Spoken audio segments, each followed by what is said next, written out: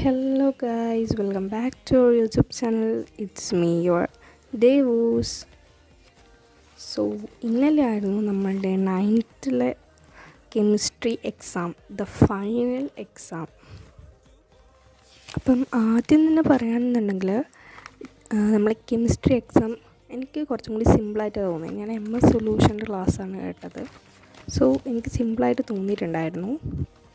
Question പേപ്പറിലേക്ക് വരുമ്പോൾ ഞാൻ ഒന്നാമത്തെ ആൻസർ C ആണ് എഴുതിയത്, രണ്ടാമത്തെ ആൻസർ A ആണ് എഴുതിയത്, മൂന്നാമത്തെ ആൻസർ എനിക്ക് തെറ്റിയിരുന്നു, ഞാൻ C ആണ് എഴുതിയത്. റിയൽ ആൻസർ ഈസ് A ആണ്, കാർബൺ ഡൈ ഓക്സൈഡ് ആണ് ശരിക്കുള്ള ആൻസർ.